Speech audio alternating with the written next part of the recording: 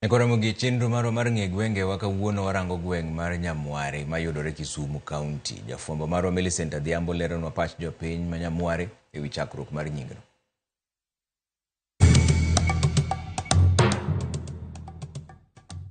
Nyakwaramogi Ajwang' machiegni kendo telo machielo e chenoni mar ng'e gwenge wa.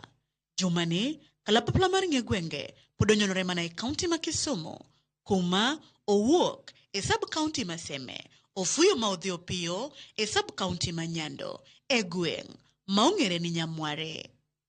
Ka iselimo kata isewinjo gweng' kata dho wath ma iluongo ni Nyamware, ang'o mabiro e pachi? Ang'o miparo ni dinemi chak gweng'ni ni Nyamware? We wawinj anena ni jodak maluora ni to pachgi chalo nade kotenore kod nonro mar nying gweng' ma Nyamware. Nyamware ni en noamo kuonde opogore opogore. Nikech Nyamware nitie Nyamware kama nitie kamoro ni Kisii. Koro wan kaka wang'eye, wan onyuolwa to iyudo ni gweng'wa ni en Nyamware. Ne nitie jaduong' moro mane iluongo ni Nyamware. Koro gimomiyo nochak gweng'ni ni Nyamware. Gweng'ni nochak ni Nyamware. Nyamware ne en kambi kuma ne joma ne dhi go lweny ne idak kidhi dhi e lweny kikuongi idonjo e kambino mondi koka kiny ne udhi e lweny. Koro kane pok idhi e lweny to koro nyaka ne soyi e kambino. Koro kambino ne ochak ni Nyamware. Baba wage ni wacho no Nyamware ne en kamoro mane rech wuoke mang'eny. Ne en kamimo Nyamware. Koro ne en kama rech wuoke mang'eny. E gimomiyo nochake Nyamware. Bang' joparo mopogore ma jogweng' oselieko kotenore kod nying gweng'ni ma Nyamware, we koro wawinj anena ni adieri motenore kod kuku mar wach ewi gima dine mi chak gweng'ni ni Nyamware ni kanye, to ere kaka gweng'ni ne ochakore. Koro Nyamware en late 18th century. 18th century ok 19. Kaka noluoro piny modonjo giminyonge to jok manodak ka ne gin Kisii. Ne gin Kisii. Koro kane gin Kisii to lweny kane nitie to ne gigero gimoro kaka ot Simba. Koro Simba mane gigero no, Simba yawuoyi michoke yawuoyi makadhi lweny tigole ni iluonge ni Nyamware. Koro nyamane Nyamware Simba yawuoyi no. Kamano. Koro Nyamware ni koro landore ma koro tindo miye sub location sadi. To tene buoko chieng location, west kuchieng location. Koro Nyamware no nyinge pod dhi mbele. Koro ma wane Nyamware North, South ne kocha. Mana kamano Nyakwaramogi, bang' winjo ler ewi nonro mar nying gweng' ma Nyamware.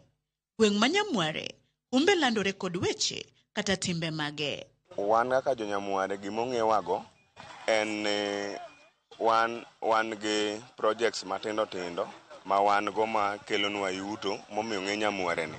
Wan gi beach ma kelonwa chiemo, wan gi irrigation ma kelonwa yuto, wan gi sandy soil be ma Nyasaye miyowago gimoro. Wan gi rech e dho beach kanyo, to wan gi kuoyo be ichodho ka, ma kuochwa no dhi kuonde maboyo boyo, dhi nyaka Siaya, Homa Bay.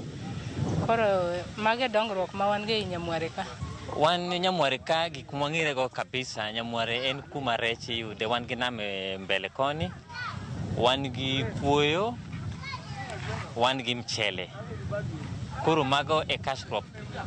Mage economic activity matimore e gweng'wa mamiyowa yuto. Tije mwatiyo ka en tije mar lupo. Nyamware en gi beach mong'ere maduong' ni Nyamware BMU.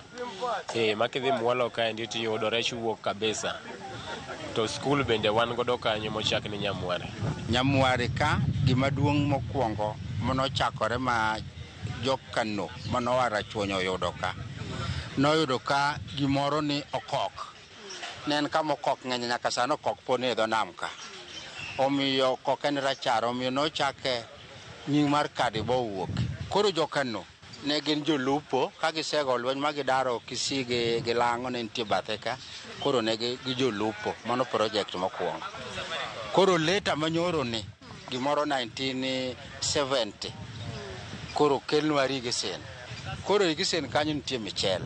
Mano is another project. kwawe nam rech tego lupo machiegni kabe nyowa pok kachako wayudo project moro ma en kuoyo kamikawe kuoyo ni to kod beach beach be wan go kacha chama rech mantie yedhe mag injini yedhe migoge ngai michuoyo gi loth moro cha iluongo ni muo bas jomoko bende nya donje ka omo togo togo ni chue par.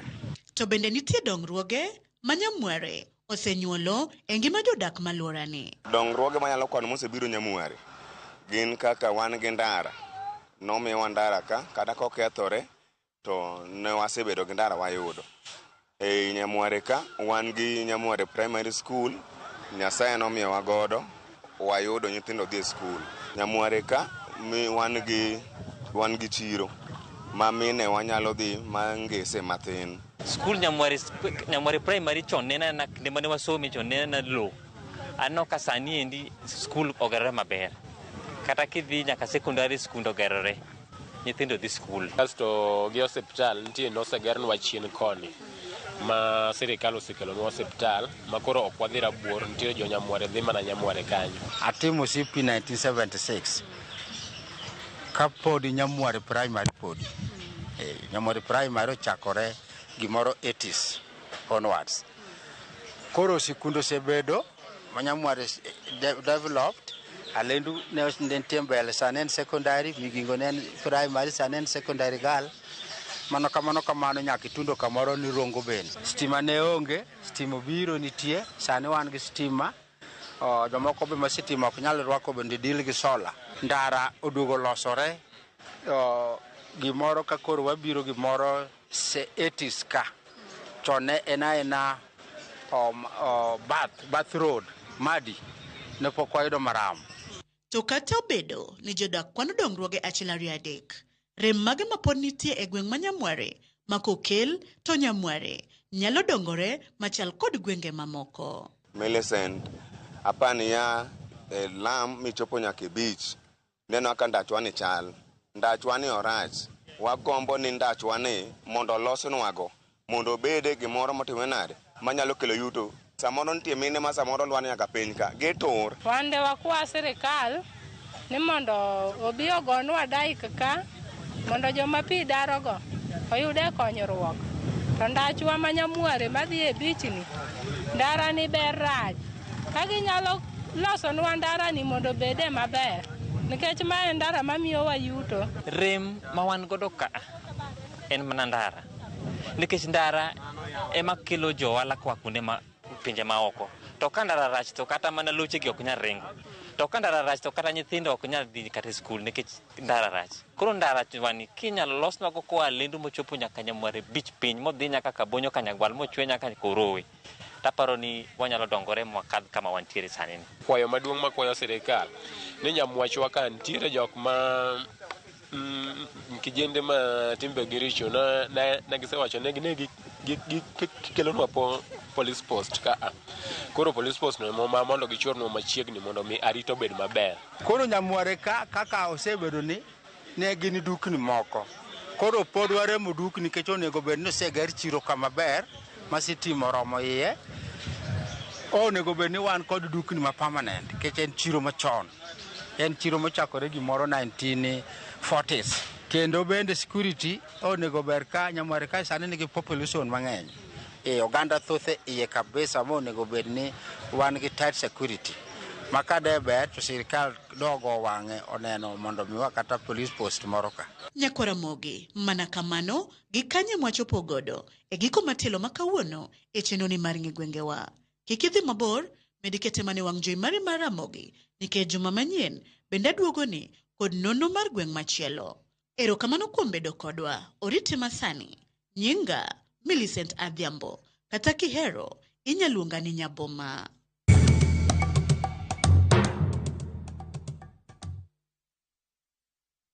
Bas wadhi yumoro machuok bang' dakika matin to waduogo kendo wadonjo e weche mag ohala bang'